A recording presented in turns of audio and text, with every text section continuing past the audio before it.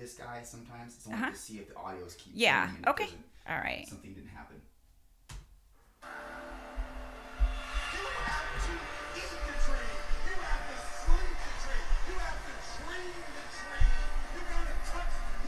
Do you have low socks?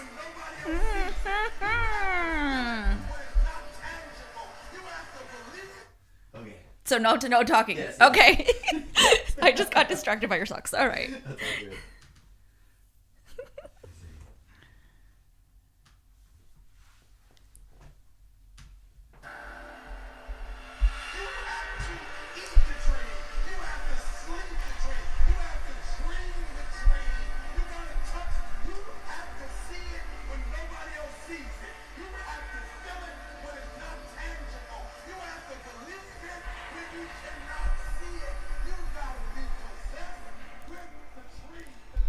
What's up, guys, and welcome to Straight from the Chest podcast. My name is Justin Groth, and I'm your host on this personal development, self-improvement, growth podcast. Listen, if you're new to the show, I just want to take this time and I want to welcome you. Thank you for being here. And if this is your second, 52nd, or 252nd time tuning back in, thank you for your continued listenership and support of the podcast. It means a lot to me. If you haven't yet already, please subscribe to us on Apple, Spotify, SoundCloud. Basically, anywhere there's podcasts, we're likely there.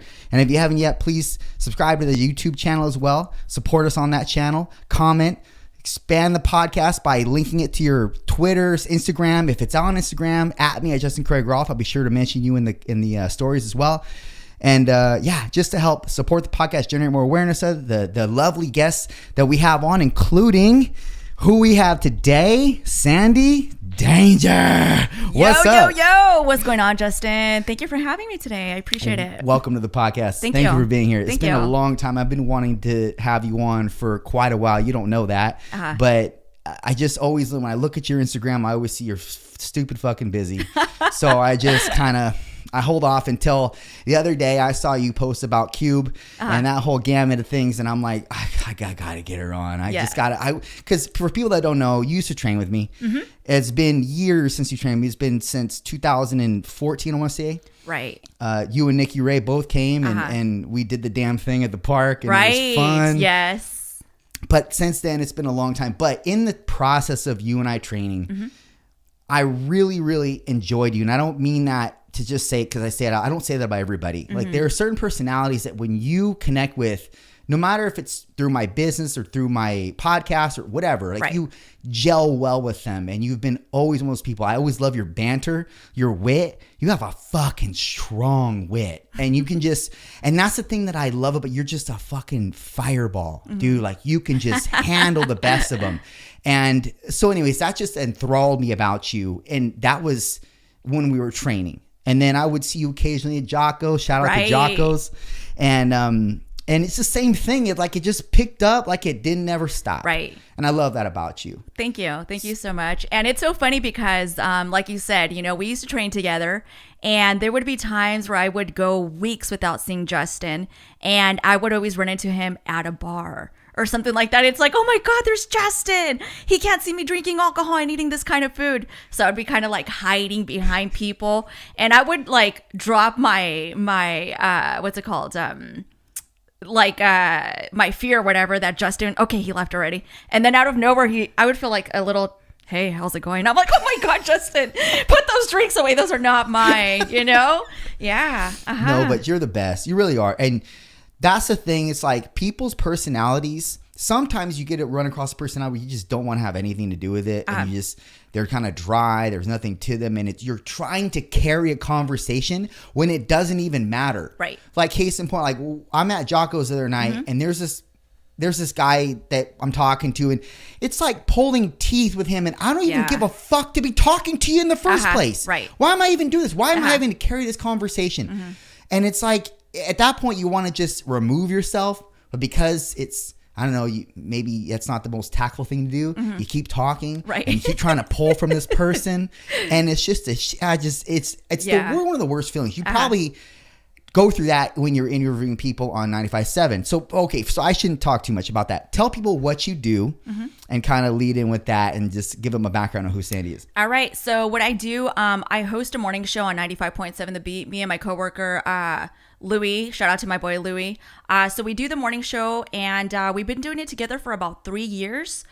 Previous to that, I was doing it with somebody else for about 2 years. Previous to that, I was doing the midday show over at 95.7 the Beat. Previous to that, I was on a Spanish radio station. So, Dang, I didn't know that was the whole. That was you. That whole was me. Yeah. Jeez. Yeah. You can speak Spanish so well. Can you tell that to my family, please? Because they don't. Oh my gosh, I've heard you in small, like not like on radio, but I've heard you like I think I might have asked you to say something to me when we were training. I'm enthralled by that when people can speak both languages really, really well. You would never be able to tell that you probably your main language is Spanish, I'm assuming. Yeah, it was my first language. I learned both at the same time. My dad, I come from a family of 7 kids. So I'm the youngest. All of my brothers and sisters, they were all born in Mexico. Just me and my brother Frank were the only ones born here in the States.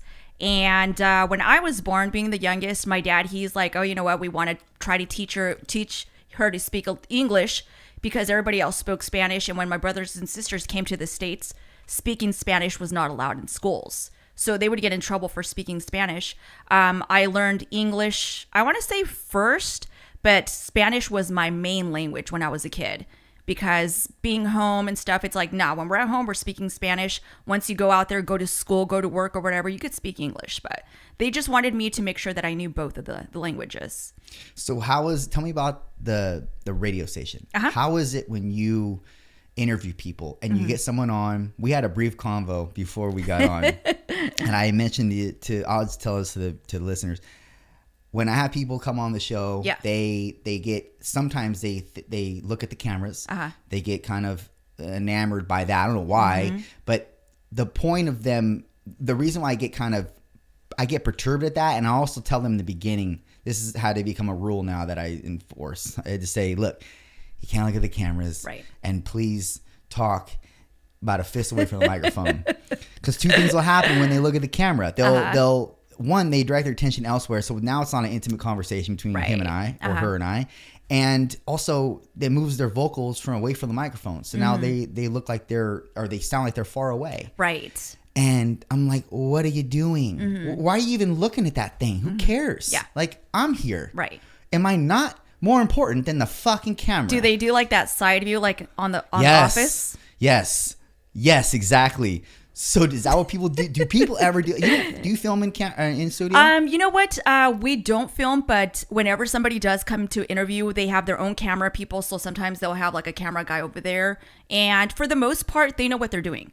It's not their first rodeo, being over at 95.7 The Beat. They've been to other stations, but once in a while, we will get somebody that they'll have their own camera person, and it's like we're not talking; they're talking to the camera.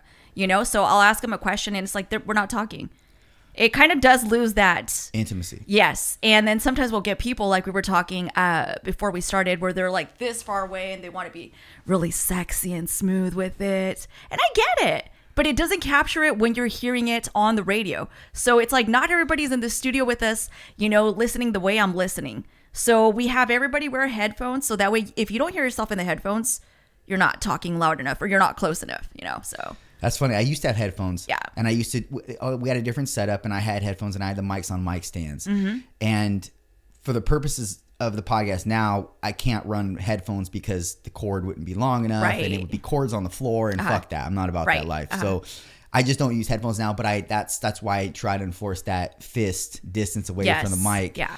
Otherwise, it doesn't, you're right, it doesn't make out well. Do you get the opposite where it's like you're making out with the microphone? Not yet. I'll probably get that, sure. You might get some lipstick on this later. I'm just... That's okay. Yeah. But what is it like working at a radio station? And being on air in front of lots of people. You know what? I don't even consider it like whenever I go on air, I just pretend like I'm talking to Louis, my co-host, and that's it. So that's the way that it seems like. I just feel like I'm having a conversation with him. Like, what'd you do this weekend? And I just feel like I'm talking to him. The only time that I'll kind of like, oh shit, we're on like in front of 100,000 people are listening right now is if like my mom will text or call, one of my brothers will call or text and be like, oh, we're listening right now. then I start to get a little bit nervous. It's like, oh, mom is listening right now. Like, what if I say something that I don't want them to know about? Or I don't know, just anything. And I get this a lot. Like, my family will be like, oh, here comes Sandy Danger. Ooh. You know what I mean? And it's like, come on, guys. Like, any family barbecue or something like that. They're oh, celebritizing does Sandy you. Danger want to sit with us, peasants? And it's like, you guys stop it. So they're celebritizing you to some Yes. degree. Yes. Yes. But I mean, obviously, that's a perk, but it also cannot be a perk depending on how it's used. Like if Right. you're, I don't know, I'm not in that position, but when you're heard by a lot of people, and that's one Right. question I was going to ask you, what is it like now when most people are streaming music, when they get in their car, it's, unless they're fans of the morning show, Yeah.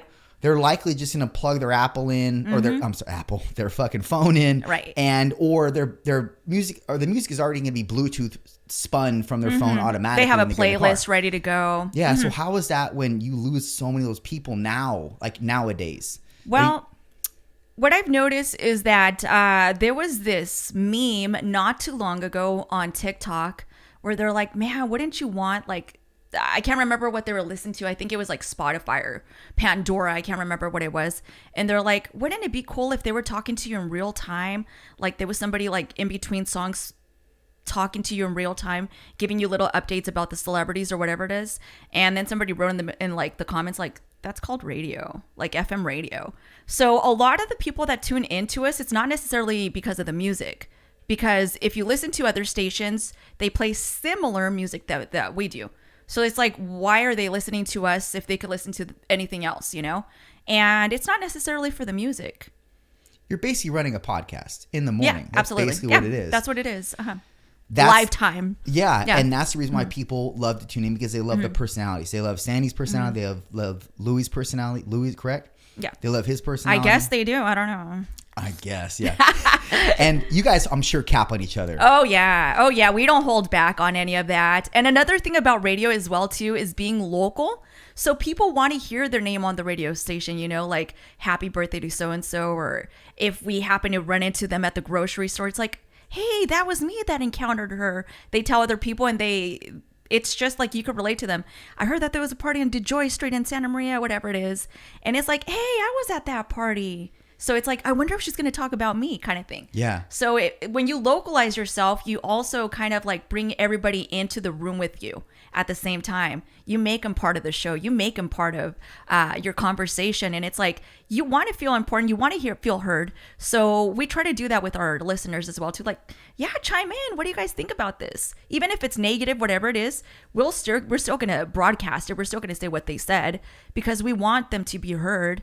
And then, you know, just go on from there. Well, that's the thing that people can attract themselves to, is relatability. Like you're dispensing with something on a podcast that's relatable to them, and that's predominantly your viewer base, I'm assuming, like the local, like 5 cities area, Right? Correct. Uh-huh. So I'm sure you get outside people, but then you don't get those people like you would. You can't, because your thing doesn't span that far. Like Actually, yeah, it does. Justin. Oh, it does. It does. Okay. Yeah. The reason why I say is because when I'm traveling to LA, you guys cut out. Yeah. And so like when I get to maybe 1,000 or maybe like start to immerse in LA, like you guys cut out, and then like I get the power and shit like that. Yeah. Right. So, but like if you go online, then you can listen anywhere in the world. But yeah, I get what you mean. Okay. Yeah. Online. You're okay. Cry. I missed that point. Well, you did this to me one time. Uh-oh. You said you happy birthday'd me. Yes. And this was years ago, and I only found out because you did it when I was at work and I was training. I had a client come in and she says, I was listening on the radio and somebody said and Sandy said happy birthday to you. And I was like, oh, that's fucking sweet. And I think I might have texted you about it later. This was years back. But yeah, so that made me feel good when you did that. And it wasn't like, I expect that. You don't expect that from anybody. But the fact that you implemented me in that, it was like, that's fucking cool. It makes you feel important, even though you're not important. I'm not important, but it makes you feel. But you're important to me. You know, you're important enough for me to be like, oh, you know what? It's his birthday. I want to do a little something, even if it's not big. But I want him to hear, you know, that I really do care, and I wanted to wish him a happy birthday. And that's what it's all about. You know, whenever you hear your name on the radio, or if somebody else tells you, hey, I heard they were talking about you on the radio, because I'll talk about people in general, and I'll be like, oh, I'm not going to say any names. Michael, Jason, Justin. And it's like people know, oh, it's Justin from Grover Beach. I know who she's talking about. Yes. Do you find that when you do that, when you put people out there, that it comes back to you in regards to, like, if you want to go on that metric of karma, you know, like when you put something out, you do something good for somebody, even if it's a good word, do you feel like do you find it comes back to you? I feel it does. Yeah. Absolutely. That's kind of the currency for human beings. It's like you put out a good word for somebody, you put somebody up, you might platform somebody, or even if it's not platforming them, you give them a compliment in the gym, you give a compliment to them anywhere based on whatever. And you're like, and you end up, sometimes it seems like you get that back. I don't know what that shit is. I don't know if it's that's just putting out good, I hate to say this, vibrations. I fucking hate that because it's very fucking like cliche to say that. But I don't know what else it is. And I don't do it to expect anything back, because I don't. That's not the reason that I'm doing it. You know, I just want to do it because it comes from here. Like I want to do it, you know, but it does make me feel good when somebody says, oh, that made my day. And it's like, that made my day. You sending me that message made my day.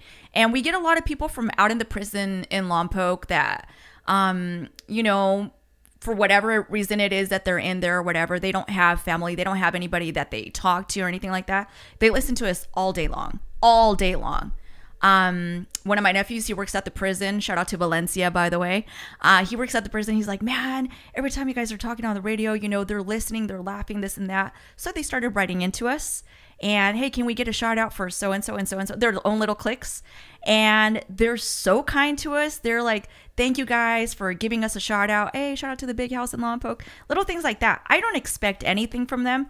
And as they get out from prison, years later, I'll get letters, I'll get messages, DMs, and they'll just, hey, I got out of prison 2 years ago, and I just want to say thank you, because if it wasn't for radio, I think I would be going crazy, you know, just not having outside communication, and you guys talking about where you guys ate at over the weekend. It makes me imagine, like, if I was there, just little things like that, it makes my day.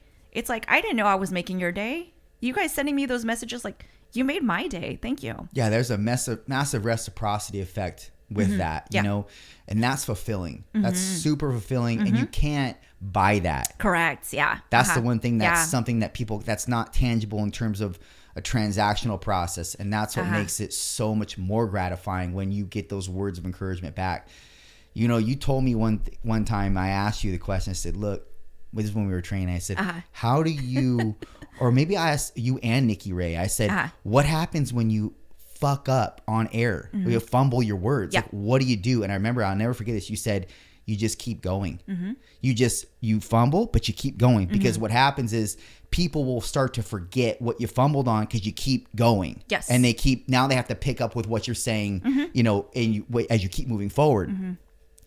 That's very aligned to the podcast. Like, if I fumble, because it happens often, I have to keep going. I can't, unless it's like a fact that I'm wrong about, or something that I'm wrong about, and I'm thinking, wait, in the back of my head, I'm thinking, no, that's not right. And you start to think about things as you keep talking, but you're like, that wasn't right. I have to correct myself. Yes, correct myself. But apart from that, like if you fumble like on a word or something. Oh yeah, and I do that all the time. You know, I don't know if it's dyslexia, or sometimes I think in Spanish, even though I speak in English, I think in Spanish. So it's like certain words that I want to say, that the way that I want to express myself, that word in English just doesn't come. That's what she said. So I'll be thinking about it in Spanish, and that's it's like, gonna be a clip. I'm gonna fucking clip that. So yeah, there'll be times where it's like, dang, what's that guy's name or whatever, and it's just like, or you'll say something, and it's just like, whatever it is, you just have to keep going. Sometimes we open up the mic and it's like, wait, what were we talking about? I forgot I'm on radio right now. Like, I forgot what I'm doing. Like, what am I doing here? You know, we all have those little brain farts, or sometimes it's like, I just not present in the moment, or I have other grander things in my mind that I forget what I'm talking about, and you do mess up. But it's like, you start thinking like, fuck, man, everybody listened to that. Nobody cares. I watch TV and people fuck up all the time. I'll listen to radio, whatever it is, people fuck up all the time. I'm not thinking about that after. That's not in my mind. The only person that's thinking about that is me. So whenever we mess up, we might be thinking, oh my gosh, everybody's thinking that. Nobody is. Nobody's thinking about your mess up. Everybody has so many things going on in their day that they don't care what you did. Maybe in that moment, it might seem like whatever, but nobody cares. No one cares. And that's what kind of gives you the power to keep going. It's like, okay, I fucked up, but nobody cares. No one cares. Nobody's going to remember this tomorrow. Right. Who cares? It's when you put yourself in the position of the other person, realizing that, like, well, if I was to listen to that, it wouldn't be in my mind right longer than 3 seconds. Correct. And then I move on with my day with other things, or with other things that they're saying, other thoughts that I have, like, but you're probably to some degree a perfectionist, and you grade yourself, and you're grading yourself as you're speaking, because that is your job, to speak. Correct. So you're always thinking of ways to improve. And if you're like me, you don't listen. If somebody records you, you don't listen to it. Right. Yeah. I'm like that with the podcast. I don't listen to it. You don't listen to any of your podcasts? Really? No, because I lived them. I lived them. And when it's done, it's done. And I also don't want to listen to my voice. Okay. And I don't want to listen to what I say, because I'm like, in my mind as I'm saying it, I know that I could say it differently, maybe better, convey it better. Yes. So I already am so hard on myself with all kinds of other things that I don't want to add to the fire. Yeah. So you're going to be your own worst critic. And like, whenever you do examine your voice or the way that you said something, you're going to always be like, fuck, I should have worded it like this. But as long as you're able to convey what you want to communicate with that person, it doesn't matter how you say it. As long as they understand it, that's all that matters. It's true. Well, speaking about talking, I'm sure you have days where, like, as I have days where you'll wake up, you might have had good rest. Yeah. I'm going to ask you this question. You probably grade yourself on this, because I do. And maybe, hopefully you do. Hopefully you're in the same camp as me. Okay. You wake up, you maybe had, let's say, 2 scenarios. You wake up, great sleep, great breakfast. Everything is we're pretending right now. Pretending.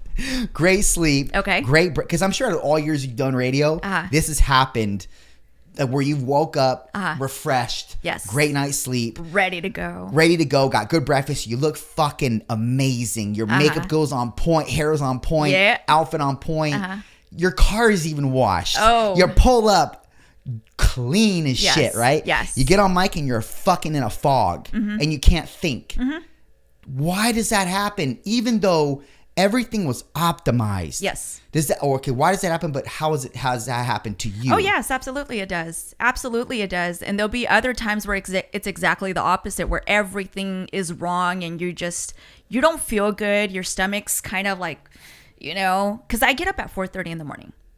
And so at 4:30 in the morning, it's not like you could just shove food down your mouth and be like, okay, I'm ready to go. I usually eat breakfast like around noonish.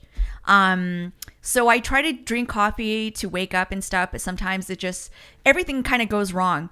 And I guess it also we play off each other, me and my co-host. Like, if he's in a great mood and I'm in a shitty mood, I kind of get his vibe.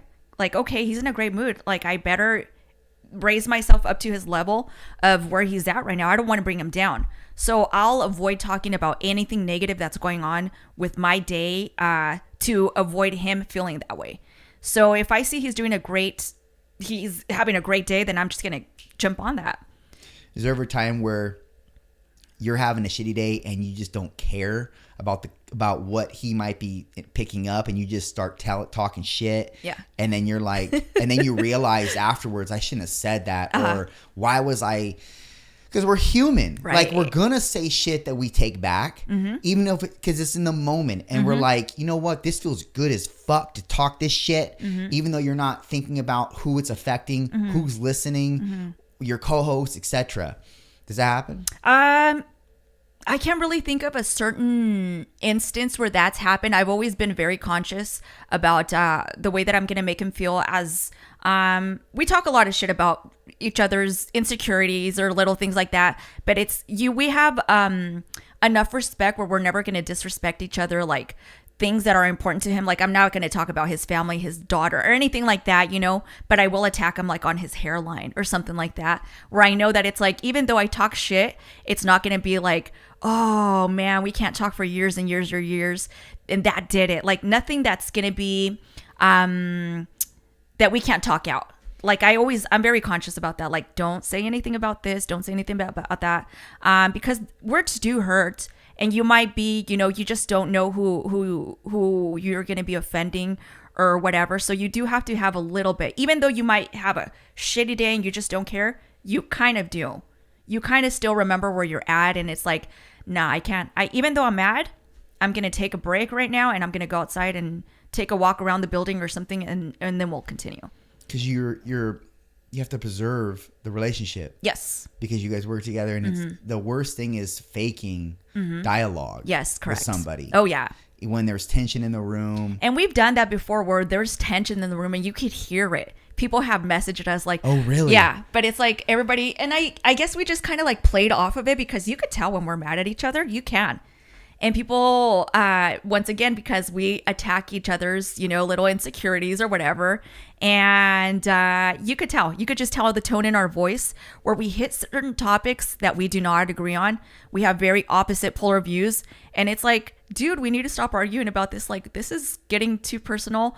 And I don't think our listeners care for that. But yes, they do, because they're listening. It's kind of like when you hear an argument, you're like, oh shit, yeah, let me listen a little bit closer. Well, it's drama. And it's drama.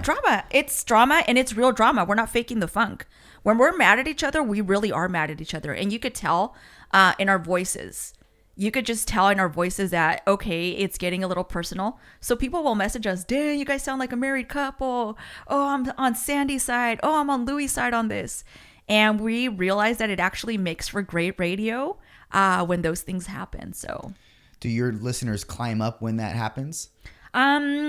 We don't know like metrics, on that certain day or whatever, but we will see it in the text messaging and the phone calls, and how much people are responding. Like the phone lines will start going off like that they want to chime in, and it's like, okay, hey Louis, by the way, our lines are going off like this. Oh, it's because they like listening to us. See? And it's like, okay, I kind of get it. So then I start going back like, okay, it's part of the show. It's just part of the show. So I kind of try to cool down after the show ends. Me and him have a little talk just to be like, okay, there's nothing personal. This is what I meant by it. It was just part of the show. Okay, cool. Me too. Cool. Let's go. Yeah. You kind of have to have thick skin to be in. Oh, absolutely. To be a co-host and be in radio. Yes. You do. So being in radio, I'm sure you get this a lot. People wanting you to play their tracks. Mm-hmm. And how does that go? When somebody I'm sure DMs you, like a rapper, up and coming rapper, artist, etc., and they're like, yo, can you put me on? Is this coffee? What is? Absolutely, it's coffee. For cream you. Sugar, black. I heard your only. Heart. Like your heart. I heard that psychopaths drink black coffee. I'm a psychopath then. Love it black. Cheers. Cheers. Woo! Bam. Woo. Do you drink cream and sugar or drink 6 creams, 6 sugars? Dang. 6 and 6 ounces. 6 You're the and devil. 6. 6 and 6. You're the devil. No, just 6 and 6. Not a third 6. In 6 ounces. No, thank you. No, thanks. Yeah. So every time I go somewhere and I say 6 and 6, they already know it's me. It's kind of embarrassing. That's awesome. It's embarrassing. People know you. Yeah. People they're know like, that about is you. this Sandy? And it's like, yes, it is. It is. I'm so embarrassed. Yes, it is.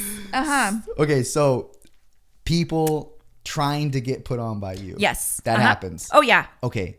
What is your do you have a go-to explanation or go-to way out of it? Well, because it's kind of awkward, I'm sure. You know what? In the very beginning, I didn't know anything about radio. Like I was just on. I didn't know anything. So I would respond to everybody like, "Oh yeah, I want to listen to it," and I would tell like my boss like, "Hey, we got this track in from so and so," and they're like, "You're gonna just because you responded, now you're gonna get you let the floodgates open by doing that, by responding to one person."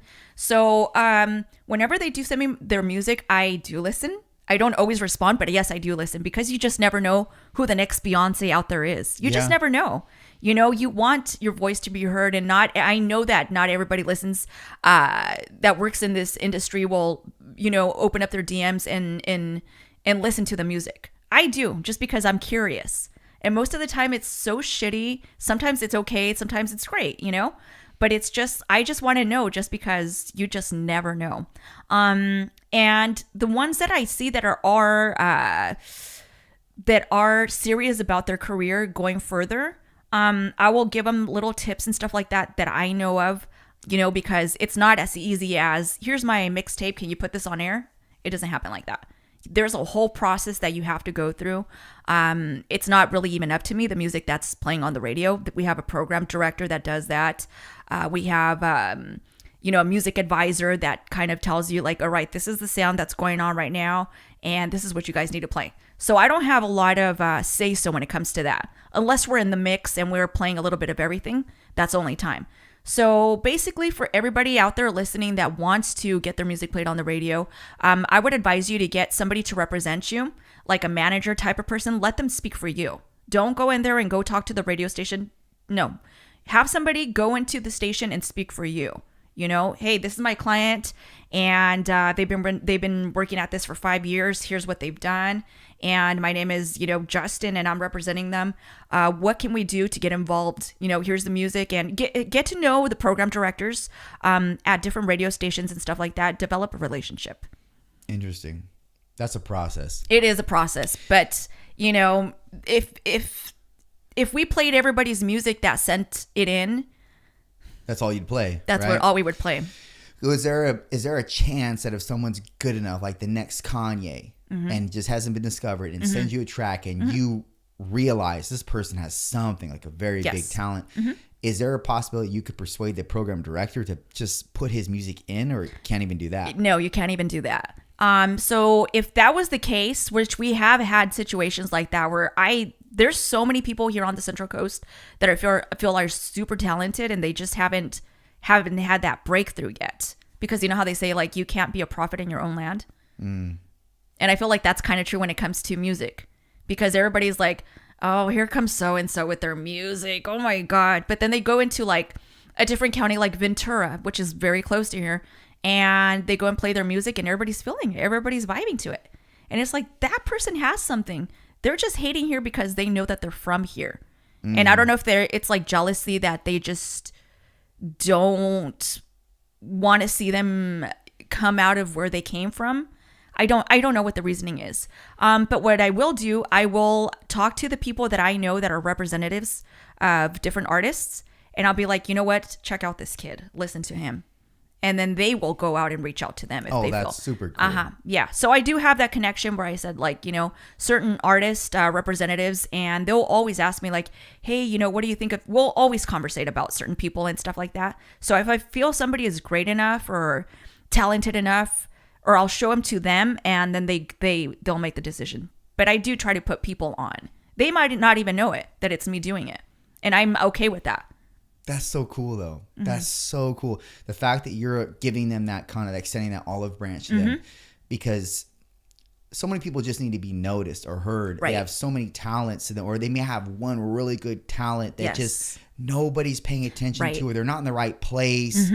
They live in a fucking tree. You know, they don't come out of their house. Yes. That's me. But there's this one guy. He's on TikTok. I've only seen him on TikTok. His name's Harry Mack, and he freestyles like no one I've ever seen. He's a white guy.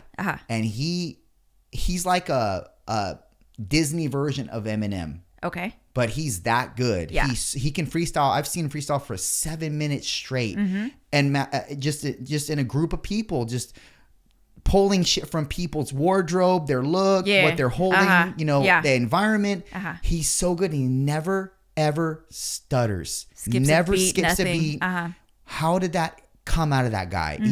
That could have been a track. Right. Could have been a track. But there are so many people that are so good at what they do, not just being a freestyle artist or an artist in general, but they're just not exposed to the right people. They're not exposed in the right environment to be able to have a handle or get a leg up on things or level up or evolve.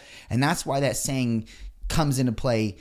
You know, it's all who you know. Because if you know the right person, it kind of is. They can shift you years in the future. Oh, yeah. It kind of is. But that's why it is important to, if you are living in a tree or living in, you know, somewhere where you're not going to be that exposed, you need to go out to those areas. Because trust me, even though you're that great, people are not going to come towards you. You have to go out there and try to meet people, try to mingle with people. And I don't want to say fake it till you make it, because that's not faking it. If you have that talent, you're not faking it. You know what I mean? But just go and try to meet as many people as you can, because honestly, that does have a big play in it. Who you know. Not what you know, but who you know. Yeah. That has it really does, not just in this industry, but in any field, you know, that you go into. And I would just recommend for them to go out there and find similar people that are working towards the same goal, and just network with as many people as you can. Go out to Los Angeles, find out where the parties are going at, find out who's going to be there, you know, because you just never know. There's so many parties going on, so many different events. And if you mingle with the right people, it's guaranteed that they're going to know somebody who knows somebody who knows somebody that's going to put you on, you know? When you are around all these artists, like you were around Cube the other weekend, and then everybody that comes along with that, you know, and you have them in studio, is there ever a time that you're starstruck or kind of like, not I don't want to say intimidated, but intimidated? And do you ever see that, because you see them in movies, you see them on TV, and you're like, I thought you were fucking taller.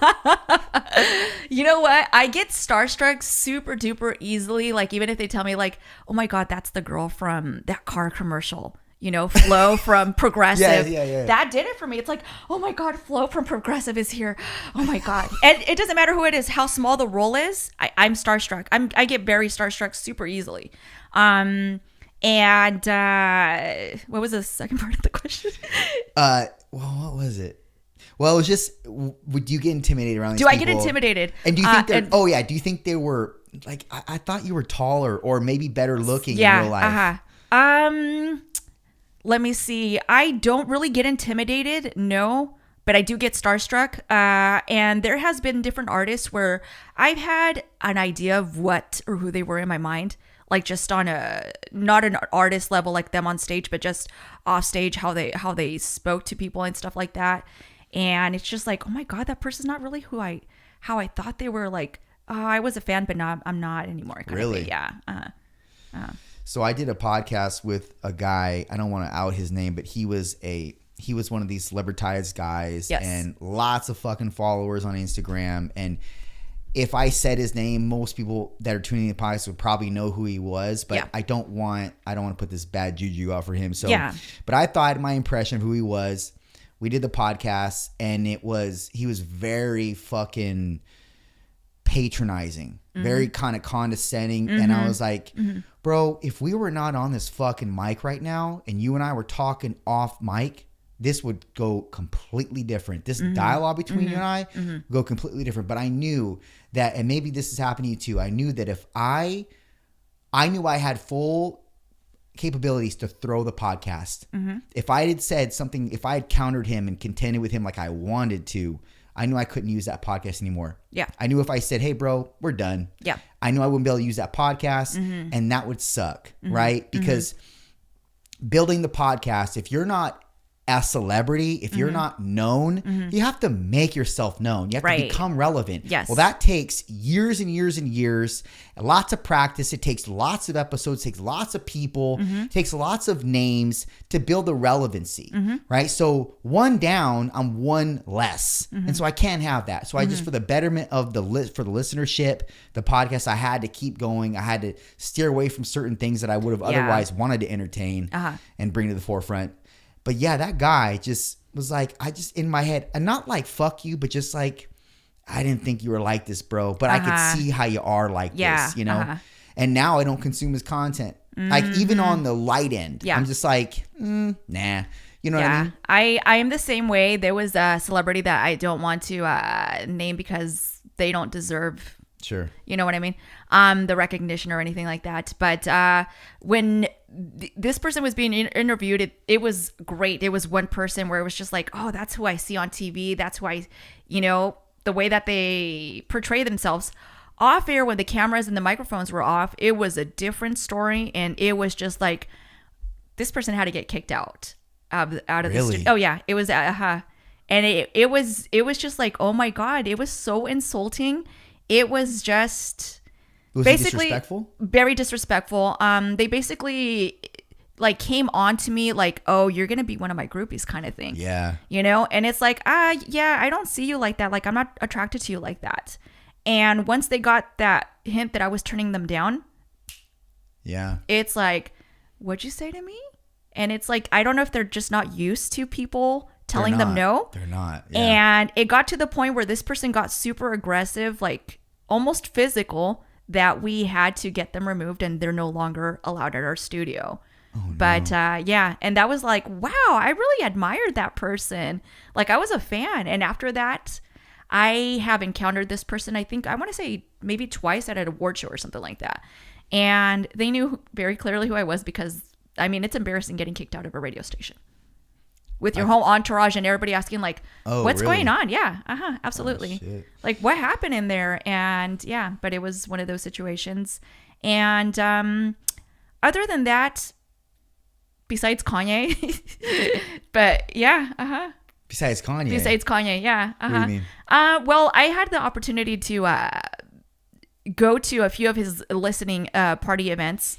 And I mean, with everything that's going on with Kanye and stuff, I had a different perception of who he was.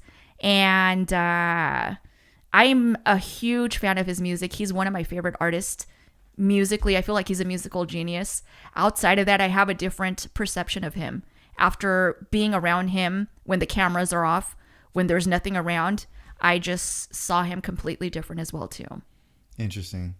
Well, the thing is that when people have that level of power, they start to believe that they're just above anybody, any human being, and they can have whatever they like because never they're told no.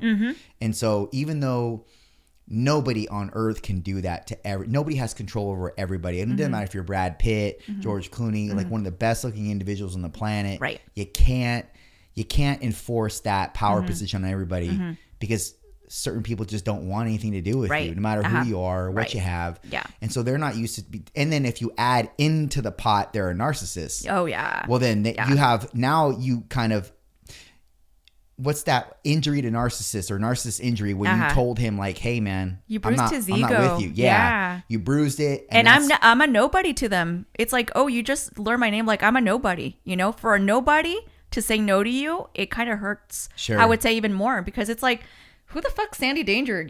Who the fuck are you? And you just said no to me. So like that's like, be able to easily have had you. Yeah. Exactly. Yes. Yeah. That's the problem with getting fame. That's the one problem I see is with getting fame is when you get fame, you get so much clout, you have so much money, you have so much quote unquote power with people because now people are malleable to you in ways that they weren't prior. Like they'll bend to you because of who you are. They'll bend to you because of your name, your clout status, etc. And people can abuse that. And they only abuse it because they don't know what to do with it or because they think that that's the thing to do when you're in that position. That's what you do. When I'm in this position, I've earned this position. This is what I'm able to do. They feel like they earned it. Yeah. So whenever you, like I said, don't give them their way or ignore them or say no to them, it's like, what? Like they kind of like didn't hear you. Like, what? Really? For real? And it's like, yeah. Yeah. Well, you have to have standards though.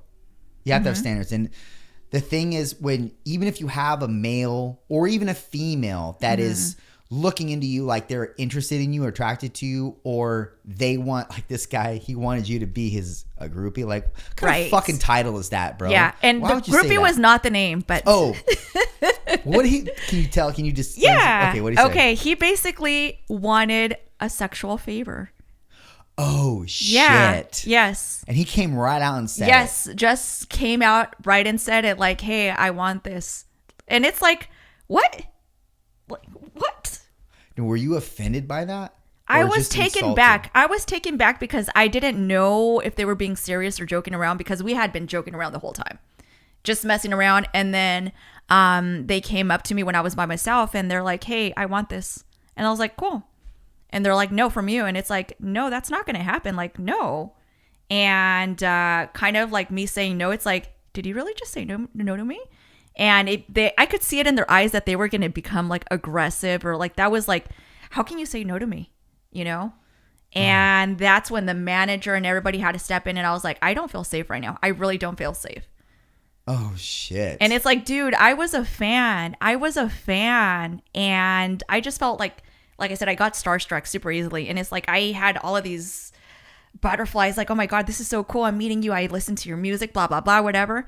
And then for them to come out and say something like that, it was just like, wow, you basically shattered the image of who I thought you were. But I'm kind of glad that I got to see the side of you.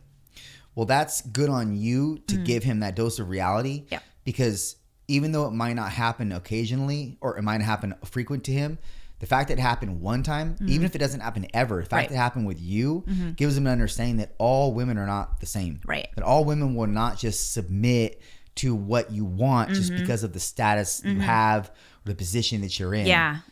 That's tough though, because a lot of women, you've seen this. Oh, yeah. They're groupies. Oh, yeah. And they just, even if you're a local rapper, local rappers have groupies. Yes, they do. The moment you hit that stage, Oh, yeah. and you're 5 feet above everybody else, Yeah. you're like a god to them. Oh, yeah. Even if you're on the local level. Yeah. But when you walk down those stairs and you're average height to everybody else, you look different.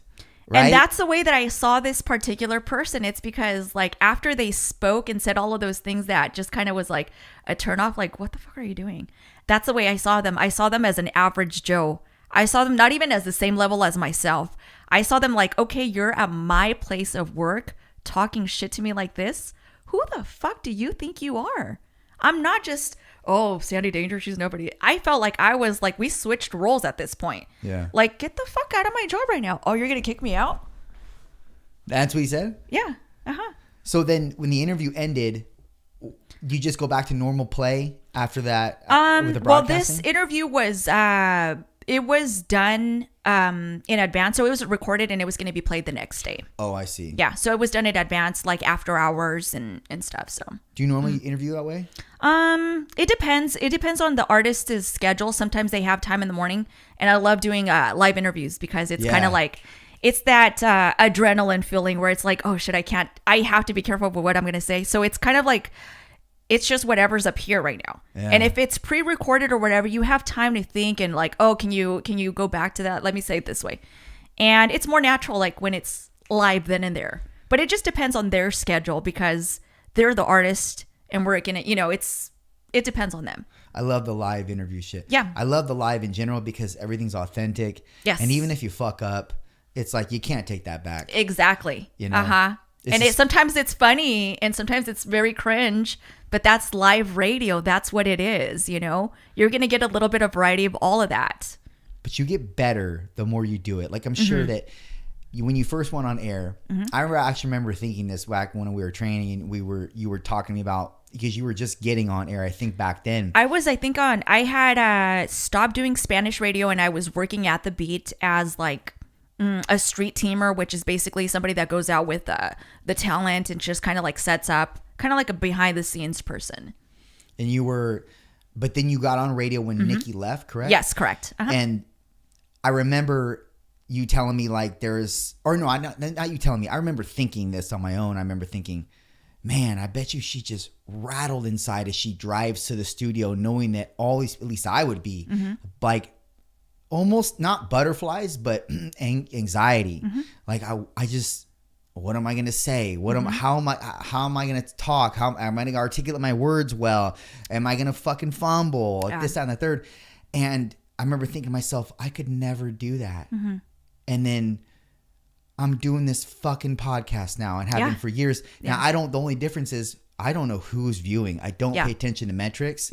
I just do the podcast, put them out on the platforms. That's it. Don't check. In fact, my sound tech or my sound guru, whatever you want to call him, the guy that does all the metrics for me, all the background stuff for the podcast, he knows the analytics, but I tell him, don't tell me. Okay. Because I just want to do this and not focus on any accolades or any critiques. Do you feel like that would affect the way that your performance?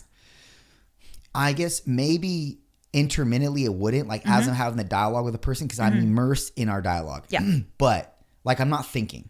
But aftermath and when I go to bed and when I wake up, I'm going to be thinking about those metrics.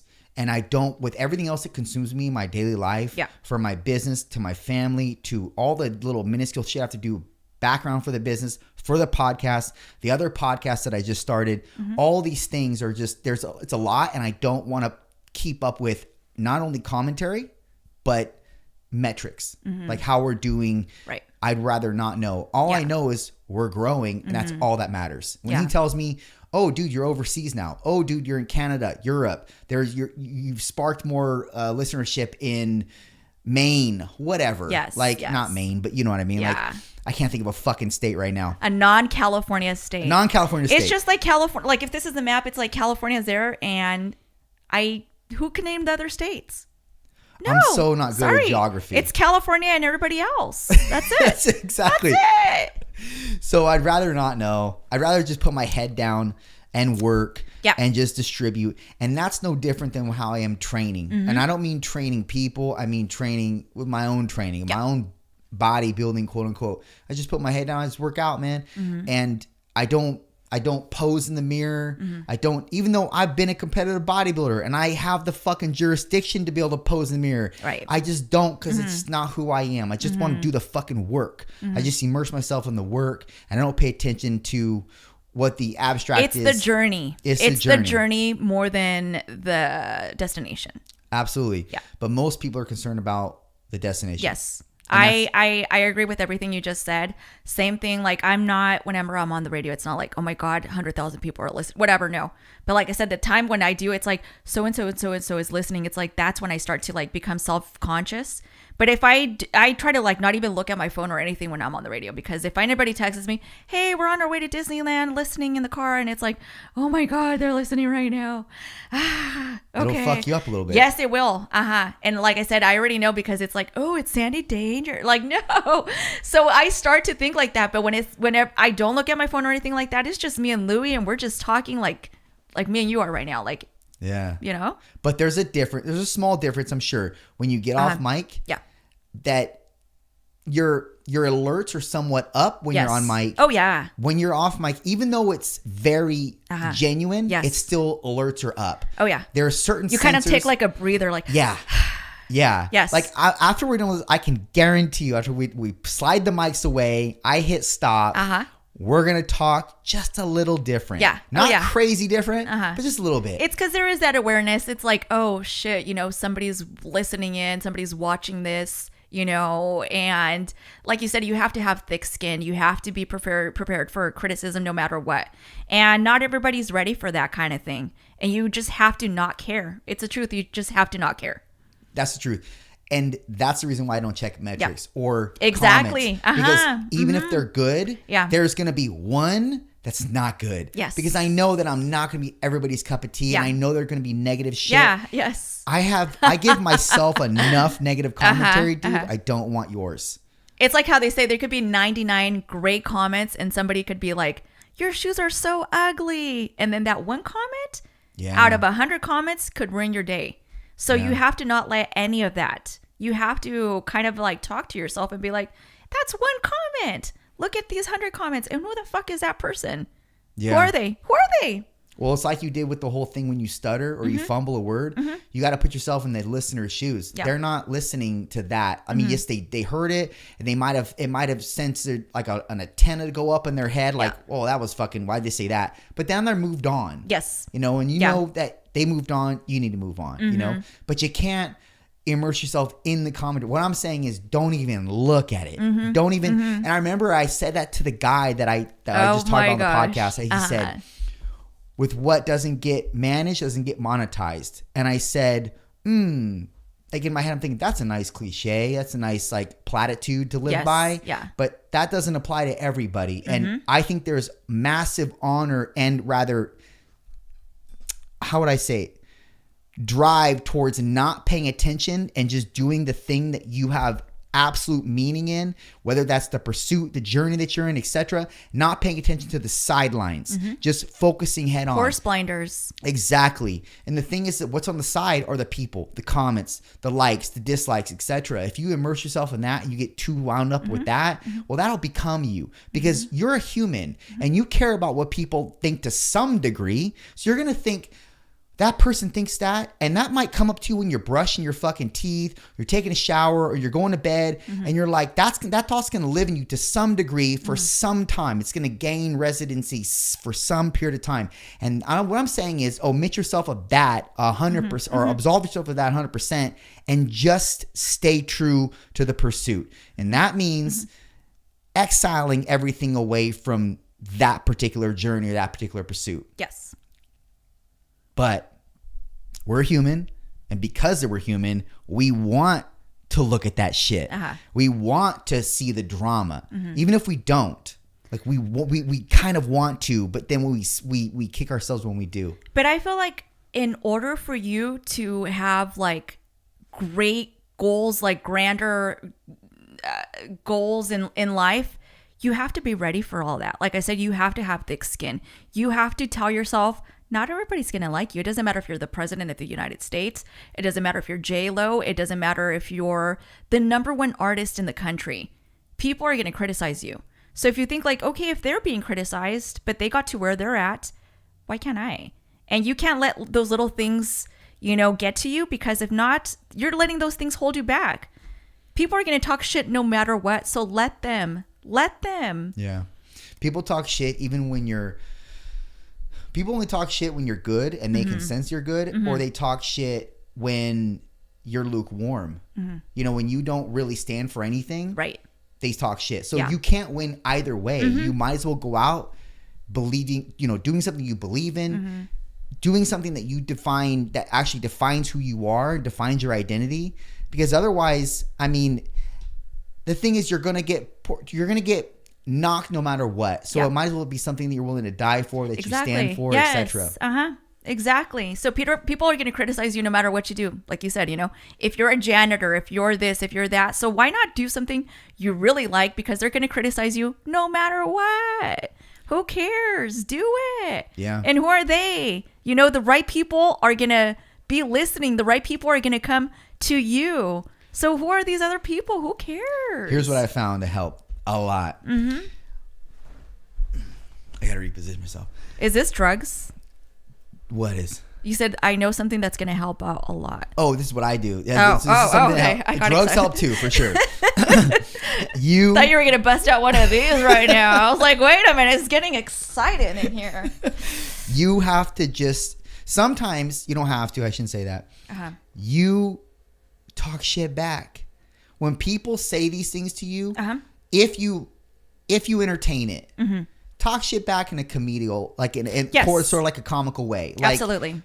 Because they're not expecting that. They're expecting to jab you and you to just take it and be stunned by it. But when you come back, you fire back with something that has some sort of comedic value to it. Yes. I think they're not expecting that. No, of course not. They're and I love doing that. I love doing that because I love to argue with strangers under like celebrity comments, because it's funny to me. I don't care for it or anything. Like, it's just something I like to do. It's fun. I don't know. It's fun. But I noticed that, like, if somebody tries to like come at me, trying to attack my physical or something like that, something that has nothing to do with the conversation, and I'll come back with something funny like, oh, you're fat. And it's like, thanks. I was fed really well and I like to, whatever. It's like, what are they going to tell you at that point? Nothing. Right. Nothing. They can't say anything. Well, and that when they're attacking your physical nature, they have nothing. Exactly. When it comes out of like a topic that has nothing to do with what you're talking about, well, at least my mom's not this, and it's like, what? Like, where's that coming from? You obviously have nothing else to say. But like, whatever it is that they're throwing at you, even sometimes when it comes to political situations or whatever, they'll throw something out there or whatever. Like, I've been called an illegal before. Like, I don't care. Wait, what? I've been called an illegal. What's like that? an illegal immigrant. Oh, okay. And it's like, just, like little things like that. And they expect me to come back with something like, no, I'm a resident, blah, blah, blah, blah, blah, or something like that. And I'll just make a joke out of what they just said. And it's like, yeah, they have nothing to come back with. Well, also when you're confident with who you are. Yeah, you got to be confident and just kind of like take it off. Like, I take it as a joke, like, and I'll make it into the response I give out is not something that it's offending them, but it's just like I'm making a joke of what they just said. So it's like, what are they going to respond to that? Yeah. Well, you're that person though. You have that strong wit. And that's one of the things I said in the beginning I really like about you and I admire about you, because that not only helps conversation to be interesting and entertaining, but you can combat yourself when it comes to something like when it comes to a person like that just talks shit to you, and you can, and they're not expecting it. Like even they're not, because sometimes they tell me like I have a resting bitch face. Like when I was called an illegal, it was here in AG actually. And they probably thought like I was going to say something mean or derogatory, and you better not say anything. My kids are here. And I like made it, I can't remember what it was, but it made it into a joke. And they were just kind of like staring at me, and I was like, you have nothing to say, ma'am. Have a great day. Have a great day. Have a great day. And I really like those shoes. Have a great day, ma'am. Oh, that's another one. You when know, you say it's compliment. Like, like what was she going to say after that? She kind of just like stood there like, because she was ready to attack me, you know, say something. I want to say something back to you. And I didn't give her that pleasure to say something, you know, back to me after that. So she was just kind of like, That's what we all should do. We all should either say something back that's comedic to some degree, or just not say anything or not entertain it. Correct. You have to pick your battles as well too. You know, you do have to pick your battles. And if it's something that it's not worth entertaining, just ignore it. Go on with your day, because what they want ultimately is a response. They want to see you get flustered. They want to see you lose your temper, so that way they could justify what they're about to do to you. And if you don't give them that satisfaction, they're going to be like, fuck, that didn't work. Yeah. Like even the thing you did with that guy in the studio, when you said, you know, for the people that are listening only, when you said, when the guy asked you for the favor and you said, you put 2 thumbs up and you said, great. That right there is kind of a jab. You know what I mean? And I was like, yeah, me too, but not from you, you know? And it was just kind of like, oh, dang. Really? But that's a way to be. Yeah. Like you weren't stunned by, I mean, you were, I'm sure, but you weren't like, how do I respond to that? It was probably quick, right? Like the initial response was quick, and he wasn't expecting that. Yeah. But that was a way out of it, you know, and it was a way to diffuse the situation. Yeah. So that happens often in bars where people try to pick on you, try to talk. That happens to me all the fucking time, because I'm this fucking white guy in this fucking predominantly Hispanic bar, right? Like if I go to fucking Jocko's, that's what it is. There's not many white guys in there. And Nipas sometimes likes to fuck with me, dude. What? Yeah, dude. Dude, I run that town. Let me know that. Write down the names. I got you. So what happened one time? Here's a quick story. One time, this he was white, but he was Mexican. Okay. You know those white Mexicans? Yeah. And I sit at the same section on the bar on the corner when I have, and I go there and I have my cheat meal. It's like steak, potato, fucking bread, all that. I love Jocko's. I go there routinely every week on Friday. Yeah. I shouldn't have said the fucking day. Fuck. So I'm sitting there. He drives a red car. Yeah, I he drive a red always car. parks it in the same place. Exactly, and he has a lot of money in his pocket at that time. And he has no security guards, no nothing with him, no weapons, you know? Come get me. Fuck. Yeah. So I'm at the same corner of the bar. It's when you walk in and it's to the left, that corner right there. Okay. And I sit there because one of my best friends, she bartends there, and so she serves me in, and we just banter back and forth. It's Is it fun Cody? time. No, Lacey. Ah, okay. And so I just sit there and eat, and I really just look at the TV. If there's nobody like next to me that I know well enough to talk to, like I just like mind my own shit. And I look at the TV and or talk shit to Lacey. And then one time there's this guy, this light Hispanic guy, and he's sitting there, and he's like rugged. This motherfucker maybe just got out of prison. Okay. I don't know. Okay. He was amped up like he was. Okay. Wife beater. Yes. Fucking okay. I'm totally stereotyping right now, by the way. But he's maybe a seat down from me with another guy next to him that is younger than him, and I'm looking at the TV, and all of a sudden, and I know out of my peripheral, I know he's engaging with me, but I'm purposely not, because I can tell he's instigating something. Okay. Yeah. So I'm like, if I just don't pay attention to him, he's gonna lose focus on me, direct it somewhere else. Nope. So he says to me, not well to me, but meanwhile I'm looking, and I'm looking. If I look his direction, I'm looking past him. I'm not looking at him. I never make eye contact with him because I don't want to entertain anything. Yeah. So at one point he says, "Hey, what's up, man? Like, what's up, bro?" And I know he's talking to me. Yes. But I know that he could also be talking to his partner next to him. So, and I know that he can probably make that distinction. Like, well, maybe he thinks I'm talking to this guy next to me. He didn't think that way. He thought I heard him, even though I wasn't looking in his direction. He thought I heard him, and I deliberately disrespected him by not turning his direction and then engaging in conversation. Yes. So now is where all the things start to transpire. I start to feel and hear him get more aggro. Then he does this thing. And for people that are just listening, I'm going to just illustrate it verbally. He puts his hands up and points to me and yells to the people on the other side of the bar, "Hey, Nipas!" And he points to me. And I'm like, fuck, we have an issue now. So now I have to diffuse this guy. Well, I know I'm not going to win a fight against 4 fucking Neepsters. So now I have to direct my attention to him. And I go, I turn and I say, "Hey, what's up, man?" And he's all, "What's up?" Very aggro. Yes. And I'm like, "What's up?" And I'm very soft tone. Right. And he's looking at me. He's trying to dissect me with his eyes. Yeah. But he's also belligerent. So it's probably not going well upstairs with him. So I say to him, I look away and then I look back very quickly and I say, "Hey, were you saying what's up to me?" And he's all, "Yeah, man, you on your fucking phone, man? What's up?" Like, and so I say, "Hey, man, I didn't mean any disrespect by it. I didn't know you were talking to me. I thought you might have been talking to this guy." Yeah. And he's all, "It's all good." And and by this time now, Napomo is coming around the other end of the bar to confront me. Yes.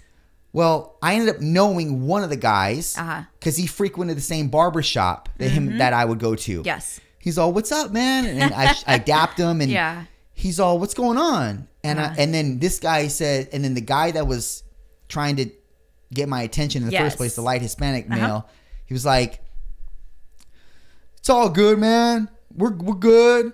But it wasn't that we were good. He just now knew that I wasn't trying to disrespect him because that was the whole thing, which makes me think he might have just been fresh out because they're very big on respect. They don't conceptualize the fact that maybe I didn't hear him. Right. Or maybe I thought he was directing his attention to somebody else. So when I diffused that part and used that word, disrespect, it wasn't trying to disrespect you. Yeah. Or that phrase that she said. Everything was okay. Yeah. But it still wasn't okay. Even though it diffused that part, Nipas went the other direction when they realized nothing was of harm. Yeah. And then, but I could still feel his energy high as fuck. Yes. And he wasn't done. He was still fucking fermenting on this. So I later when I say later, I mean like a minute, 37 seconds later, I hear him talk about fighting. And he starts making those hand gestures, like putting his hands together, like fighting somebody. And I know this is about me again. So then I direct my attention again to him, and I say, "Hey, yeah, man, I want to say that I didn't mean to disrespect you again. I mean," and then I direct my attention to the other guy and start to befriend him because I know that he might have something to do with his energy. Yes. I don't know, in terms of like instigating or diffusing. So I say, "Hey, man," and I start sparking up conversation with him. I now see him analyze me further whilst having other conversation with this other guy, and he can generally realize that I'm not a threat now because he can see the way I'm interacting with this guy, right? How I'm behaving, my gestures, my eye language, my mannerisms. He knows it's not a threat. Like you kind of dropped your guard, kind of thing, and you're just being cool with your homie or whatever. Yeah, you said drop the guard. Exactly right. Now it allowed him to drop his guard. Yes. So now he wasn't as aggro. But if we were going on a percentage basis, he started out at 100. After Nipas left, he's about 65. He's now at about a 35. He's still there to some degree. He hasn't, even though we've dapped, we've said it's cool, still not cool. So then 5-10 minutes goes by and he starts, and I can still sense with some of the language he's saying that he's kind of still into it. But then where it shifted is when he starts talking about how he's a mechanic. And I start engaging with him about his mechanic life, taking an interest in it, even though I don't give a fuck. Right. But he now thinks that I care. Yes. And I'm engaging with him about what he likes to do and shit. And that made it squash entirely. Now we're like kind of buddy, even though we're not. And meanwhile, I'm just thinking, I got you to do what I wanted you to do. You didn't get to do what you wanted to do. Yes. Because I'm fucking smarter than you. That's it. But, and also, I just didn't feel like I didn't feel like getting fucked up. I didn't feel like getting my clothes dirty. I don't want to get in a fucking fight, dude. I want to have dinner. I want to leave. I'm not a fighter. Yeah. Like, I only want to fight if I have to. Yeah. And how many times in life do you have to fucking fight? Like, this would have been recreational fighting. Yes. Not when worth somebody it. asks, like, why'd you guys fight? I'd be like, I genuinely don't know why we fought. Yeah. Like, how would you explain that to somebody? Why'd you guys fight? What was this about? I don't know. He said, what's up to me? And I didn't hear him. I thought he was talking to somebody else. Like, that just sounds like stupid, like a reason to fight. But you said, you got him to do what you wanted and it worked out. People like that, though, look for fights. Oh, yeah, absolutely. And they go to bars looking for fights. Absolutely. And I think that if I was at like Louis B's in Santa Maria, Ooh. I would have not felt the same comfortability Right. because I don't know anybody there and I don't know the gangs there. And I would have been in trouble. Like, I would have been thinking, all right, I don't think I can get myself out of this verbally. I'm going to have to probably fight and get fucked up as a result because, yeah. And then you're going to encounter those type of people, so yeah. That's a bummer though, because it absolutely is. People should just leave. Like, there was no reason for this guy to talk to me other than he just didn't like the way I looked. He just didn't like the way I looked, man. Like, think about it. Like, what else could it have been? Well, you look like a Barbie, dude. Like, look at yourself, Justin. Come on, dude. Like, you're a pretty boy. If there's a pretty boy at the bar and I just come out of jail and stuff, I would feel, as an alpha male, I would feel like, dang, there's another alpha male. There could only be one alpha male in this place. And if he's a cholo and he's Nipas and there's other Nipas gangsters, he might think in his mind, like, dude, there's another guy that's better looking than me or whatever it is. And maybe that might be, I don't know if that was going through his head, but that's just the way that I'm processing it. It's like, okay, I feel like this guy might be a threat. Why didn't he do that to anybody else? Because he knew that he couldn't take anybody else, probably. He thought he could take me, which is the reason why I think he preyed on me. And you're right. He maybe had thought, who does this guy think he is? Even though I don't think I'm nobody. You're talking to the bartender like if you guys are best friends and that's his spot and you're sitting at the bar like you own the place looking, beautiful. And it's like, who are you? Who are you to be at my place looking like that? Talking to the bartenders like you own this place. That's my job. Yeah, probably. So, it could be like a threat because if you didn't look the way you do, if you didn't act like the way that you did and stuff, he wouldn't be picking on you. What if I was a fucking fighter? Like, what if I was one of those UFC fighters? Right. Like, he didn't notice I had cauliflower ears. Yeah. And I was a scrapper. Yeah. Then he would have learned his lesson that day. Oh my gosh. He would have learned his lesson that day. Yeah. And then knowing like, oh, you fought my boy Justin, if that was his friend or whatever that are part of Nipas, he's going to feel even stupider. Like, oh, that's your boy? Yeah. Oh, Bryden, no. And it's like, it's just going to turn into like a bigger thing. So if anything, I would feel like a compliment. Like I do take those type of situations like that. Girls are catty. Yeah. And I've taken situations like that. It's like, okay, they're picking on me for a reason. Why didn't they pick on that ugly girl? Yeah, that and because you have a position of status that they don't have. Like, the fact that you do what you do, it raises some eyebrows with some women because they think, oh, I want to do that. Well, who does she think she is? They've never gotten to know you. They've never talked to you. They've never. And then I have that bitch resting look face, I don't think you do. But I've got that a lot, but I mean, we know each other, so it's a little bit different. But if you didn't know me, like everybody that met me for the very first time, they all tell me the same thing. Like all my friends that are my best friends, at one point they told me, "I thought you were mean." Yeah. Well, they maybe have a predisposed idea of what your persona is, and so they take that into before they even know you, before they even get to know you. They're like, no, this is how she is. I pegged her already. And that happens to me too. People think they know me because of what my persona is, either if they listen to me on the podcast or if, well, that's pretty much real. I am real on the podcast. But if they have just seen me on Instagram in a picture or something or a story that I post, they think that they got me dialed in. Like, oh, that guy's conceited. That guy's conceited. He's fucking a narcissist. He's blah, blah, blah. Yes. You don't really understand the true meaning of narcissist if you think that I'm a narcissist, because there are people that are not good looking that are narcissists. Yeah. That's not the character trait to define a narcissist, you know? And I love dogs, and most narcissists don't love dogs. Exactly. Yeah. But anyways, you're right. I mean, people. I dated a few. Oh, you did? Yeah.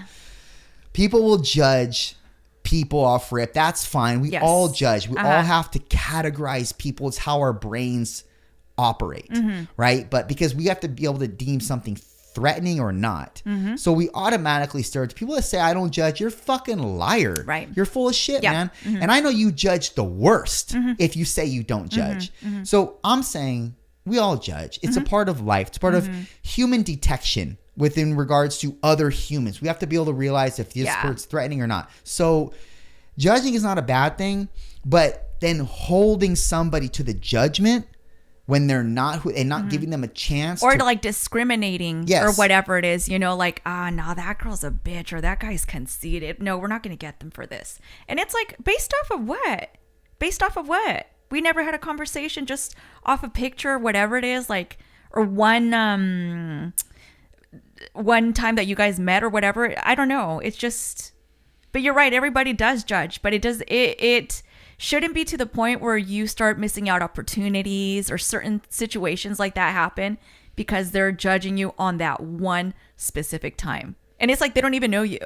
Well, people are going to miss out a lot with you because you have a lot to be able to be of value to people when just in conversation. Like, I don't like hanging out with many people. Yeah. And I could for sure hang out with you. Like, you're one of those people where you're just easy to get along with. But if somebody comes up to you or just sees you for who you are on the radio, doesn't interact with you real time, they're going to put up that wall. They're going to be like, nah, I don't like the way she looks, or I don't like the way that she talks or whatever. But when that person's actually interacting with you personally, it's a different story. Right.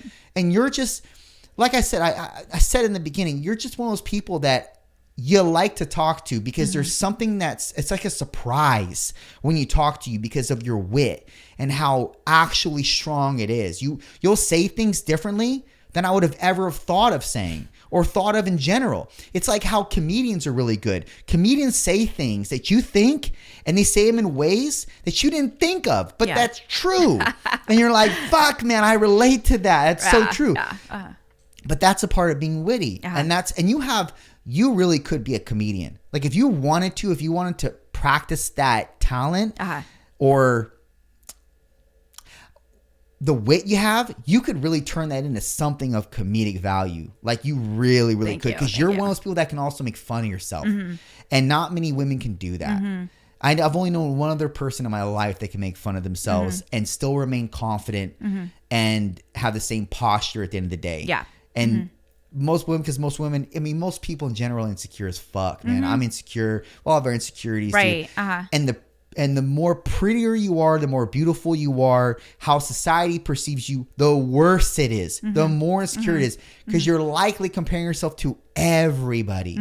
And you want to be, if you are given accolades very frequently in your life, you want to continually hold that title at the top. So anybody that like you compare yourself to that might be in running with you, you're like, no, got to be better than them, got to do this, and then that develops insecurities within you because you may not have what that person has, but you try to make it happen. And then you start to highlight things that you don't have instead of doubling down on the things that make you who you are and just riding the coattails of that all the way through and strengthening yourself in that regard. Yeah. And also, like, when somebody does compliment you or whatever, you should just take it like with a grain of rice as well too. You know, don't let it get to you, because it's like people that do that do become narcissists, do start acting like stars or start walking differently, whatever it is. And I feel like if you do start walking differently or whatever, do it because it's like something that you feel, not because like somebody told you about it or whatever. Because success, as fast as you could get it, you could lose it as well too. True. And after that, it's like, but wait, they told me I was good at this, and this. No, like, somebody compliments you, thank you. You know, absorb it, whatever. But don't carry that with you. I'm not saying like don't let it make you feel like, yes, let it feel it, but don't let that become everything. I agree. You know, there's a paradox. Don't let it consume you. Yes, I agree. And there is a paradox to this too, because I'm a firm believer in you should walk confidently and you should believe that you're equipped and you have more in you, even if it's not showing up in real time around you. You should believe that you have the tools necessary to be where you want to be. Let's say you want to be a high earner. You want to have massive influence and massive, not power, but massive persuasion of the right thing for people to do or the right way that people should go or operate in their lives. You should believe that already now, but that doesn't mean it bleeds out in conceit and arrogance in the process. If you want to, I'm a big proponent of that, but I also joke about it with people that know me well and are comfortable with me. You have to know the right people, that, because you could come off as very arrogant to other people. But if it's the ones that really know you and they're going to understand what you mean by it. Yes. Yeah. Like, I'll tell people that I'm comfortable with and talk shit to them. I'll say, look, man, people are looking at me like this because they think I'm somebody. Even though you know inside, like, I'm nobody yet. Yeah. But I say that word yet. Yes. Because that'll happen. I just don't know when. And if it doesn't happen, okay, it doesn't happen. But at least I went on the metric of it's a possibility. You're putting it out into the universe. And the people that don't put it out live concealed and never ever actually portray anything because they always live below what even is neutral or what they could get at a mediocre level. Right. So I'm saying go above that. Even if nothing has materialized yet in real time, think of yourself as above that, beyond that, because the way you believe is what you say to yourself repeatedly in your mind. It's what you say with your words, and it's going to be how you live, and it's going to be what attracts to you, and it's going to be how the world perceives you. Right. That's important. Oh yeah, absolutely. I completely agree with everything you just said. Yes. Yeah. But you know what? You have to live in a way that it's just you in this pursuit, right? You're not acting as though you have a bravado, but you're acting like that could be a possibility, you know, and that could happen, that could materialize one day. Yes, absolutely. You know? And even if it does happen, you still have to remain humble, just because you know that it could go away just like that. Absolutely. So it's like, yes, be happy about it, embrace it, but that doesn't mean change who you are externally with everybody else that help you get there, or, you know, turn into like a superstar set, whatever it is. Like, if it does happen, embrace it. Yes. Walk with confidence, but that doesn't mean, you know, treat people any different because of who you are. Because at the end of the day, when you get off stage, you're just like anybody else, you know, when the lights are off, the mics are off, the cameras are off, you're just everybody else. You're just like everybody else, you know? And that's the thing that you said it best. It can be taken from you. And I think a lot of people, when they get that amount of fame and for so long, they think it just becomes a part of their identity. Right. And they feel like they cannot be abdicated from that position. Or if they lose that, then they feel like they lose everything. And it's like, no, you're still you. You could redo yourself. You could become anybody you want. You could recreate yourself if you wanted to. But if you lose that, because there are people that have worked in this industry and no longer work in it, and they feel like they're down here. Oh, I don't work in radio anymore. or TV anymore. I don't do this anymore. And I feel like I'm just a regular Joe Schmo. And it's like, we all are. Yeah. What we do for a living does not determine who we are. That's just a part of you. You know what I mean? It's just a piece of you, but it's not who you are. Yeah. It's not who you are. It's not your whole identity. There's other parts. I'm also an artist. I like to draw. I like to do other things. I'm also, I love to cook. There's a lot of other things. So I don't like to be defined just by one thing. And I feel like nobody should just be defined by one thing. Like whenever you see somebody's biography on Wikipedia and it's like singer, songwriter, it's like for mine, I want everything on there, Two pages. 2 pages. What would you be doing if you didn't do radio? You want me to be honest with you? Yeah, of course. See that black couch over there? Shut up. I would be cleaning that couch right there. Yes. No, this is a real thing. For real, Okay. for real. Yes. I am obsessed, and I know that this sounds weird, and my real friends know this. I would be cleaning upholstery and carpet, and that's what that's like a passion of mine. Really? Yes, I really like cleaning leather. Like I said, upholstery, carpet, the extraction process. It's like a therapy for me, and I do it like on the side. Really? And I feel like, yes, and I love to clean. Just to see a piece of leather, a piece of fabric or something that needs to be cleaned, and just knowing that I did that, it's satisfying. No way. Yes, I am obsessed with carpet and rugs. Would you start a carpet cleaning business? I did, yeah. I actually did. You did? I did. Is it up and running now? It is still? up and running now. For the longest time, I've always wanted to do something like that, but I was kind of hesitant because I didn't know anything about it. I knew nothing. I didn't know how to get started. I knew nothing. And it's like you have to get started somehow, and people are going to criticize you. I've told people about it, and they find it kind of weird. They're like, really? You like to do that? And it's like, yes, I love doing it. I love it. I love it just as much as I love radio. And I think that's probably what I would be doing. Full time? Full time, yes. So you do it part time right now? I do it part time right now. Mm-hmm. You have a business for it? I do. Yes, I do. So what's the name of it? It's called The Rug Life. The Rug Life. Rug Life, yeah. I love that. Yeah. Do you promote it anywhere? Yeah. Okay. On just like a... I actually have it Craigslist right now. No, I have it right now on Instagram. It's _rug life. So if you guys need any kind of upholstery, carpet, rug needs, I got you. And it's just you doing it. It's just me doing it. And I do have somebody else that helps me whenever I get bigger projects. Like I've done houses where it's like way too much work for me. So I do have people that help me out. And like I said, I started doing it as just for funsies. And now it really did become a business where it's like, oh my gosh, I need to make sure that I have, somebody, an employee or somebody that's going to help me out. And eventually I do want to make this into like a full-time business where I have employees and I'm able to, help out people that have a similar passion in this. Yeah. Because you do have to have a certain passion to be cleaning carpet. Not just anybody. It's like, it's not for the paycheck. I don't do it for the paycheck. Honestly, like the money just comes whenever you have passion for doing something. Absolutely. I did not do this starting. I did it because like I'm around people all the time. And it's just like I need sometimes just to be by myself with my thoughts and just sometimes think about nothing. And I just found this super relaxing. And it's like, wait, I could do this, for, like a side little gig or whatever. I'm not doing it, like I said, for the money. And it's not like I needed a second job, but I was like, why not? I'll do it. And I bought a machine. I started doing it. I took a training and I just started taking all of these courses and stuff. And it's just like, oh my God, I love this. It's a balance between both careers, I guess you could say. And after that, money just started coming in and it's like, holy fuck, like people will pay you to do this. And I would do it for free. Shit. Yeah. And now, like I said, I have people that are like, oh, I want to work with you. I want to work with you. But it's like, do you want to work with me because of the money or do you want to work with me because you find some kind of joy in this? It's probably the money, I'm assuming, because they're not going to likely have the same passion you have. So I can't like whenever I have people that work with me and stuff, I have to make sure that they have some kind of like, they get some kind of gratitude or some kind of like joy out of it. Because if not, you're not doing a great job. Sure. You're doing it whenever you do things for money, just because of the money, you're not doing it out of love. You're doing it because of greed or whatever it is. And you're not going to do such a great job. And like I said, I love doing it. I would do it for free.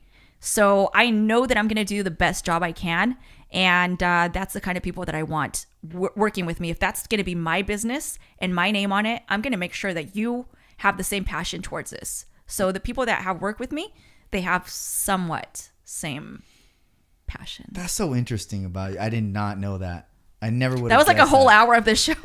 Oh of gosh, the podcast. Yeah. But that's cool. Yeah. That's that. Now, okay. So do you find yourself maybe possibly leaving the beat to do something like that, or leaving radio in general to do something that's more career? Not 95.7 is a career for sure, but what if the radio station went down, or they stopped, or they went out of business? I mean, would that be something that you would put your full time and energy into? I wouldn't. I still love radio. I still love the entertainment industry. So even if the beat, for some reason, it didn't work out, I know that that's not the only thing. Yeah. There's so many different outlets out there. It's 2022, and I can't victimize myself and be like, oh, well, that's it. All right, it's over. No. Why would I stop there? Yeah. You know, there's no reason to stop there, but this is something that's always going to be, both of these things are probably going to be part of my life forever, just because I love them. I don't know if I love them equally. Like, they're both my kids, you know? Yeah. And I never thought that I was going to be doing carpet stuff or couch stuff. And here I am doing it. That's so cool, though. So whenever I tell people, they're like, what the fuck? Yeah, but that's an interesting quirk about you that only your close friends and family know. And then obviously when I do show up to the places to clean, they're like, oh my God. Because I don't put my name. There's no pictures. There's nothing that shows that it's me, that it's my company. So it's very professional. Nothing, you know, that has my views, nothing. It's strictly business. Here's my product. Here's my services. And I advertise, you know, I'm locally 805 Central Coast area. So people that have hired me, it's through references, or they see my work and they like it. And then when I show up, it's like, oh my God, what are you doing here? Are you like, they recognize you? Yes. That's so They're funny. like, kind of like, can I take a picture with you? Like, yeah, go for it. Oh shit. Yeah. Dude. So it's happened, and it's like, it's funny because they don't expect that it's me doing it. Yeah. And so they at first think like, oh, are you like in need of money, or, you know, They like, say are you? that? Yeah, I have. Like, I gotten people that have commented, and they're like, do you like That's need a kinda rude. second job? Like, because they don't think that. They think that it's weird that's what I'm doing. You know, that I'm actually, because they think like, oh, you're in radio, you make $100 million. No, we don't make that much money. You know, so it's not unusual for somebody who works in radio to have a second job.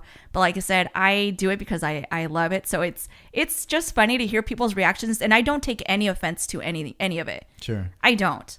The radio part is kind of the one side of you, and the cleaning is the other side. It's like Yes. one is an alter ego and one is the main Sandy. Yes, correct. You know, so would it be safe to say that radio is kind of the alter ego of you, and then cleaning is the main Sandy? I feel like cleaning is also a alter ego. I it have is? two. Oh yes, yeah. You Oh got more yeah. than just one ego, or more than one alter ego you have. Yeah. Oh yes. I do. And just because like I feel like a badass when I do both. Really? I do. Like I take a lot of pride in what I do. And like I said, you have to love what you do in order for it to become successful. And don't ever follow like careers or anything like that for the money, because you're going to get burnt out. You're going to be like, what the fuck? I've been here for 20 years. I hate that person. I hate what I do. I hate getting up in the morning. I get up at 4:30 in the morning every weekday. I love it. I never thought that I was going to be, I'm not a morning person, but I love it. I know where I'm going. I know that I'm going to get up at 4:30, and it's like, I know where I'm driving. It's a happy place. I feel happy. That's fulfilling though. It's fulfilling. Absolutely it is. So you have to find something that's fulfilling, whether it's whatever it is, because you just have to, like, whatever it is, find something that you like and find a way to make money doing it. That's it. You know, whether it's cleaning, whether it's driving cars, whether it's painting, you're going to find the right people that are going to come to you.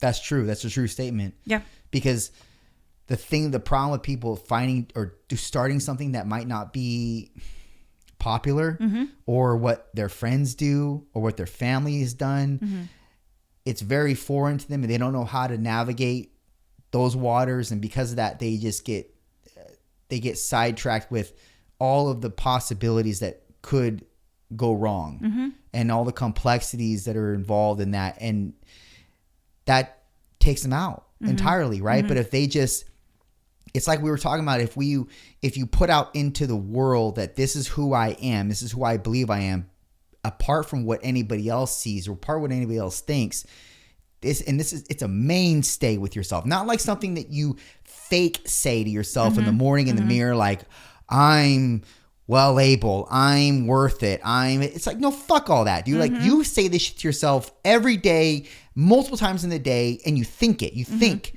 I know I could be this. I know I could have this. I know I could do this. And these things are constantly flooding your mental faculties.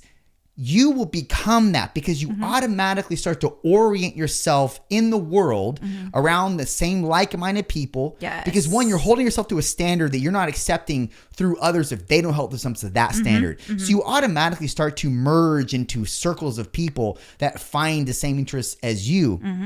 And because of that, iron sharpens iron. You continuously evolve, grow, and become a better version of who you, and it's all predicated on how you think of yourself. So like you obviously, you find a certain type of fulfillment in this. Yeah. And it's not predicated on money because you already have something that provides that to you. Yes. You're able to milk it for all it's worth in terms of the fulfillment factor.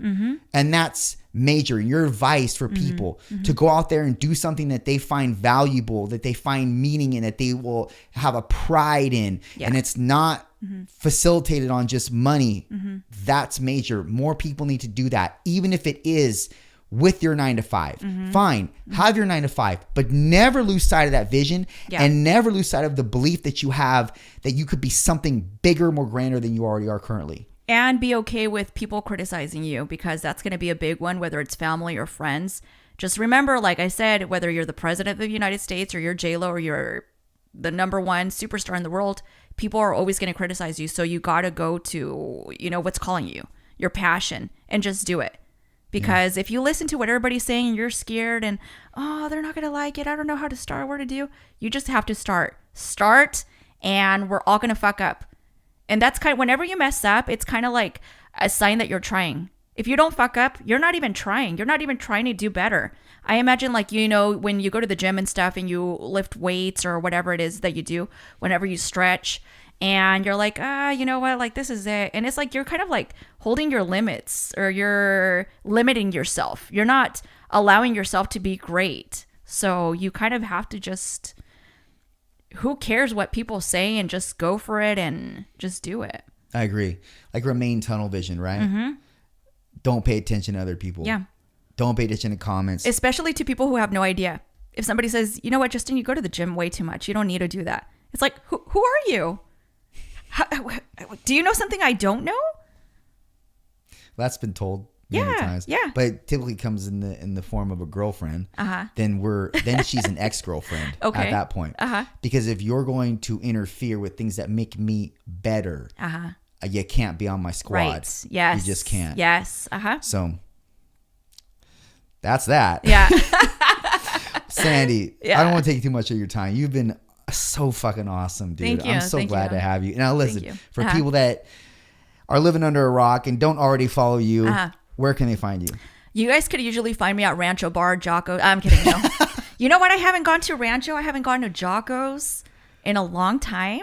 Actually, I'm lying. I did go to Jocko's, but that was like really quick. Jocko's is the best. I do. I love it. I love everything. Even sorry that Nipaz was there, but next time, Nipaz shows up, you let me know. I'm calling you in. You let me know. Hey, this is my girl. You're not fucking You with got to her. tag me into the ring. I will. Yeah. We could tag team them, man. I could take them on my own. Don't matter. Oh, I know you could. Oh. I'm basically the mayor there. You know? I know it. I don't even know if there is a mayor in a No, promo. you're the mayor. I'm the Sandy mayor. Danger is the mayor. Sandy the mayor. Yeah. Yeah. That's a good rhyme to it. Yeah. You guys could actually find me on social media under Sandy Danger Zone on Instagram. That's probably the best platform. I do have Facebook and stuff like that, but it's just my aunts and cousins and stuff commenting, how's the family?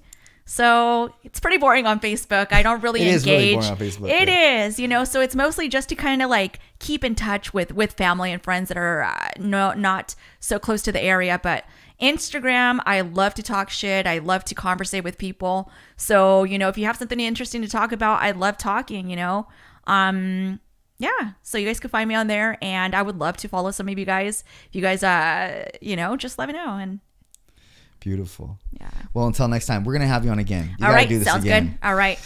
Till next time, done.